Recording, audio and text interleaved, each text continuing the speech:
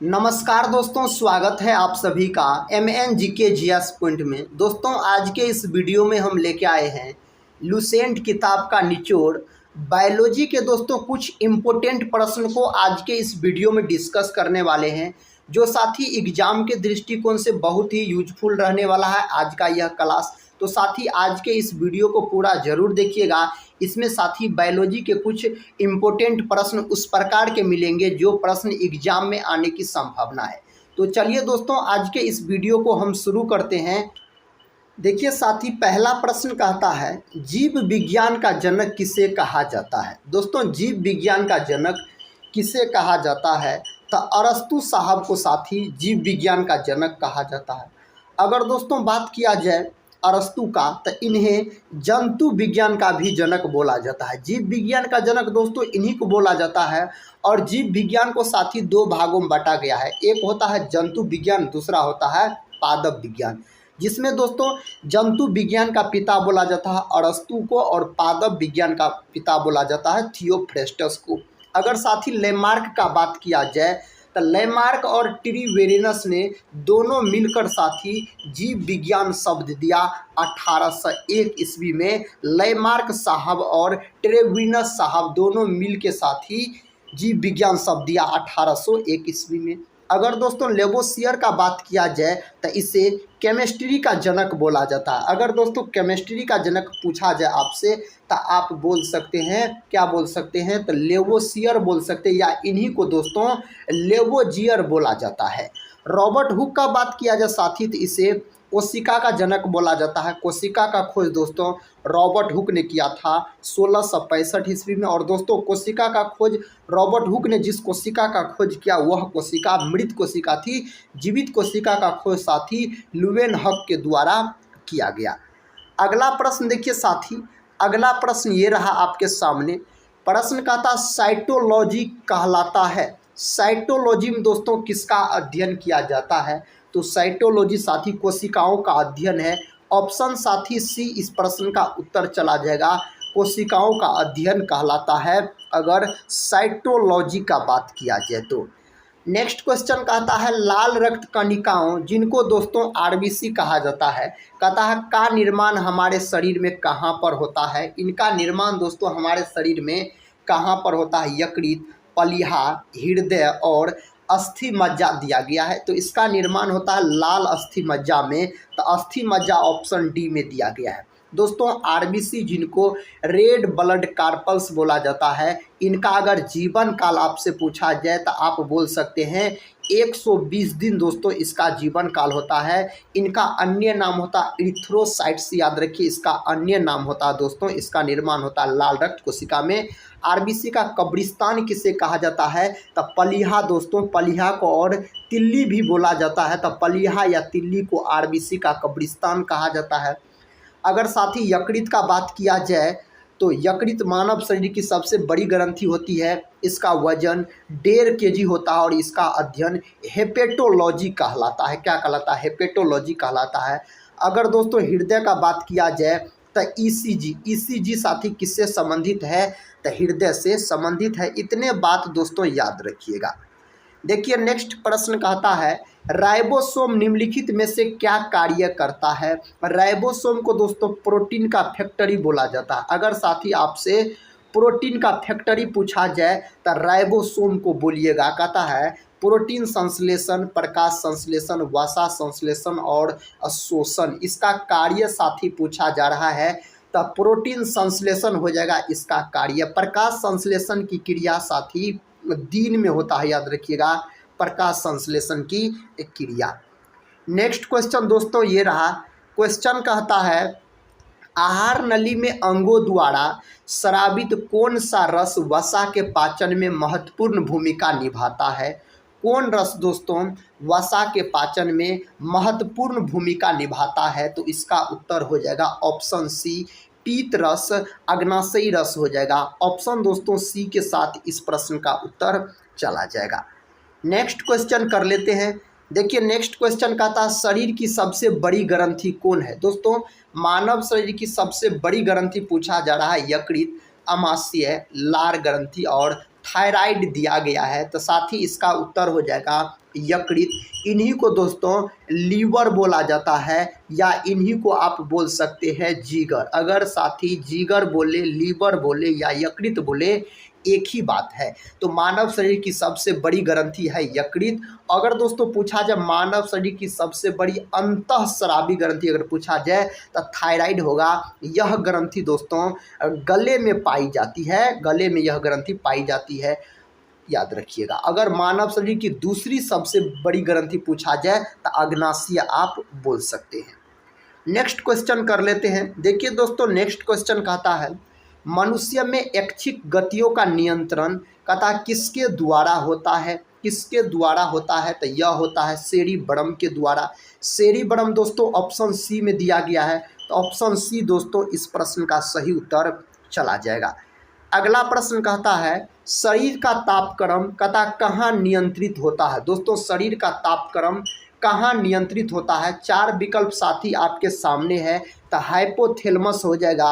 Option दोस्तों B के साथ इस प्रश्न का सही उत्तर चला जाएगा। अगर दोस्तों पिट्यूटरी ग्रंथि का बात किया जाए तो इन्हें पीयूष ग्रंथि के नाम से जाना जाता है, और दोस्तों पीयूष ग्रंथि को मास्टर ग्रंथि के नाम से भी जाना जाता है। अगला प्रश्न साथी ये रहा, इस प्रश्न का उत्तर दोस्तों आप लोग बताइए। प्रश्न कहता है निम्न में से कौन सा एंजाइम कहता है लार में पाया जाता है। कहता दोस्तों इनमें से कौन एंजाइम है जो लार में पाया जाता है, तो टैलिन दोस्तों लार में पाया जाता है। तो ऑप्शन डी के साथ साथ ही इस प्रश्न का उत्तर चला जाएगा। अगले प्रश्न की ओर बढ़ते हैं। प्रश्न कहता है वह प्रक्रिया जिसके द्वारा मनुष्य श्वास ग्रहण करता है कहता तथा छोड़ता है वह दोस्तों क्या कहलाता है, श्वासोच्छ्वास कहलाता है। ऑप्शन दोस्तों बी इस प्रश्न का उत्तर हो जाएगा। अगला प्रश्न कहता है मनुष्य के मस्तिष्क की सबसे बाहरी झिल्ली है, मनुष्य के मस्तिष्क की दोस्तों सबसे बाहरी झिल्ली ऑप्शन सी के साथ चला जाएगा, यूरामीटर हो जाएगा। ऑप्शन सी को दोस्तों लॉक कर दीजिए। अगला प्रश्न देखिए दोस्तों, प्रश्न कहता है किस तत्व के कारण थायराइड ग्रंथि में असामान्य वृद्धि होती है। दोस्तों कहता किस तत्व के कारण थायराइड ग्रंथि में असामान्य वृद्धि होती है। आयोडीन, लोहा, कैल्शियम और पोटेशियम दिया गया है। दोस्तों इसका उत्तर आयोडीन हो जाएगा। ऑप्शन ए साथी सही उत्तर हो जाएगा। नेक्स्ट क्वेश्चन ये रहा दोस्तों, क्वेश्चन कहता है निम्नलिखित में से कौन सा कहता टमाटर के लाल रंग के लिए उत्तरदायी है। इनमें से कौन दोस्तों टमाटर के लाल रंग के लिए कहता उत्तरदायी है। लाइकोपिन इसके लिए उत्तरदायी है। कौन दोस्तों, तो लाइकोपिन याद रखिएगा। नेक्स्ट क्वेश्चन ये रहा साथी, क्वेश्चन कहता हार्मोन शब्द का नामकरण किसने किया था। दोस्तों हार्मोन शब्द का नामकरण किसके द्वारा किया गया, तो ऑप्शन सी याद रखिएगा, बेलिस एवं स्टार्लिंग के द्वारा दोस्तों हार्मोन शब्द का नामकरण किया गया। अगला प्रश्न कहता है गुर्दे की कार्यात्मक इकाई कौन सी है। दोस्तों गुर्दे की कार्यात्मक इकाई कौन सी है। एक्सॉन, न्यूरॉन, नेफ्रॉन और धमनी कहता है, तो यहाँ पर दोस्तों नेफ्रॉन हो जाएगा। ऑप्शन दोस्तों सी के साथ इस प्रश्न का उत्तर हो जाएगा। अगला प्रश्न कर लेते हैं, कहता दुनिया का सबसे बड़ा पुष्प कौन सा है। दोस्तों दुनिया का सबसे बड़ा पुष्प आपसे पूछा जा रहा है, तो कौन है। रेफलेसिया है। अगर दोस्तों सबसे छोटा पुष्प पूछा जाए तो वुल्फिया बोलिएगा। अगला प्रश्न देखिए दोस्तों, अगला प्रश्न ये रहा साथी, प्रश्न कहता है मानव शरीर का सबसे कठोर भाग है। हड्डियाँ, खोपड़ी, इनेमल और नाखून दिया गया है। दोस्तों मानव शरीर का सबसे कठोर भाग अगर पूछा जाए तो इनेमल बोलिएगा। इनेमल दोस्तों कहाँ पाया जाता है, तो दांत वाला भाग में पाया जाता है, इनेमल याद रखिएगा।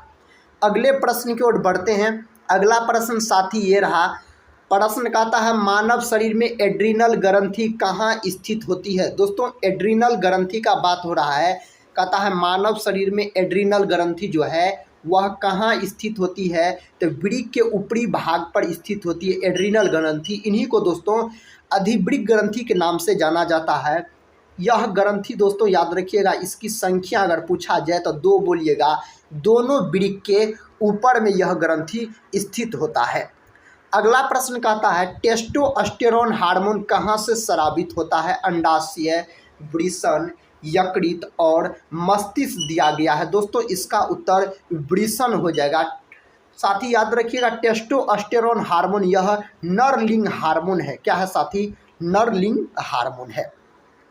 अगला प्रश्न साथी ये रहा, प्रश्न कहता है निम्नलिखित में से कौन सा पदार्थ आरएनए तथा डीएनए दोनों में पाया जाता है? दोस्तों आरएनए को बोला जाता है राइबोज न्यूक्लिक अम्ल और डीएनए को साथी बोला जाता है डीऑक्सी राइबोज न्यूक्लिक अम्ल। याद रखिएगा दोनों में क्या पाया जाता है? दोस्तों दोनों में क्या पाया जाता है? तो दोनों में पाया जाता है एडिनिन पाया जाता है। ऑप्शन ए हो जाएगा इस प्रश्न का उत्तर। देखिए अगला प्रश्न दोस्तों कहता है आयोडीन की कमी से मनुष्य में होने वाला रोग है, कौन रोग है? तो क्रिटिनिज्म है। ऑप्शन दोस्तों बी के साथ इस प्रश्न का उत्तर चला जाएगा। साथ ही इंसुलिन के कमी के कारण मधुमेह नामक रोग हो जाता है। याद रखिएगा इंसुलिन साथी एक प्रकार का हार्मोन है। अगला प्रश्न कर लेते हैं। प्रश्न कहता द्विनाम पद्धति के प्रतिपादक है। द्विनाम पद्धति के साथ ही प्रतिपादक आपसे पूछा जा रहा है, तो इसका प्रतिपादक कौन है इस 4 विकल्प में? तो विकल्प सी लिनियस साहब हो जाएगा। कैरोलस लिनियस ने साथी द्विनाम पद्धति दिया। अगले प्रश्न की ओर बढ़ते हैं। अगला प्रश्न देखिए दोस्तों ये रहा, प्रश्न कहता है किस फाइलम की जंतुओं में उत्तक नहीं पाए जाते हैं? दोस्तों किस फाइलम की जंतुओं में उत्तक नहीं पाया जाता है? पॉरीफेरा हो जाएगा। ऑप्शन दोस्तों बी के साथ इस प्रश्न का उत्तर हो जाएगा। साथ ही जंतु जगत का सबसे बड़ा संघ अगर पूछा जाए तो आर्थ्रोपोडा बोलिएगा, और जंतु जगत का साथी दूसरा सबसे बड़ा संघ पूछा जाए, दूसरा सबसे बड़ा संघ तो आप मोलस्का बोल सकते हैं। अगले प्रश्न की ओर बढ़ते हैं। देखिए दोस्तों अगला प्रश्न कहता है अमीबा जनन करता है। दोस्तों अमीबा कहता है जनन करता है, तो द्विविखंडन द्वारा अमीबा जनन करता है। अगला प्रश्न दोस्तों ये रहा, प्रश्न कहता है साइनोकोबालामिन निम्न में से कहता है किसका रासायनिक नाम है? साइनोकोबालामिन दोस्तों किसका रासायनिक नाम है? तो विटामिन B12 का रासायनिक नाम है। साथी क्या है? विटामिन याद रखिएगा B12 का रासायनिक नाम है साइनोकोबालामिन का अगर बात किया जाए तो। अगला प्रश्न कहता है आलू है एक। दोस्तों आलू है एक जड़, तना, पत्ती और फूल। क्या है? तो दोस्तों तना है। आलू क्या है? आलू साथी तना है। याद रखिएगा। प्रश्न कहता ऑक्सिन कहता हार्मोन की खोज किसने की थी? ऑक्सिन साथी बोले या ऑक्जिन बोले, याद रखिएगा एक ही बात है। तो कहता ऑक्सिन हार्मोन की खोज किसने की? इस हार्मोन का खोज दोस्तों किया गया चार्ल्स डार्विन के द्वारा। तो ऑप्शन ए में दोस्तों इस प्रश्न का उत्तर दिया गया है। अगला प्रश्न कर लेते हैं। देखिए दोस्तों अगला प्रश्न कहता है निम्न में से कौन सा पादप हार्मोन है? दोस्तों इनमें से कौन सा कहता पादप हार्मोन है? इंसुलिन, कहता थायरोक्सिन, कहता एस्ट्रोजन और साइटोकाइनिन। साइटोकाइनिन दोस्तों हो जाएगा आपको पादप हार्मोन। तो ऑप्शन डी में दोस्तों इस प्रश्न का उत्तर दिया गया है। इस प्रश्न का सही जवाब बताइए। कहता गैसीय स्थिति में पाया जाने वाला हार्मोन है। दोस्तों गैसीय स्थिति में पाया जाने वाला हार्मोन का क्या नाम है? एथिलीन है। ऑप्शन दोस्तों बी इस प्रश्न का उत्तर हो जाएगा। क्या हो जाएगा? एथिलीन हो जाएगा। नेक्स्ट क्वेश्चन कर लेते हैं। देखिए क्वेश्चन कहता पौधे का कौन सा रोग रिंग डिजीज के रूप में जाना जाता है? कौन साथी जाना जाता है? तो विल्ट ऑफ पोटैटो जाना जाता है। ऑप्शन सी साथी इसका उत्तर हो जाएगा। अगला प्रश्न कर लेते हैं।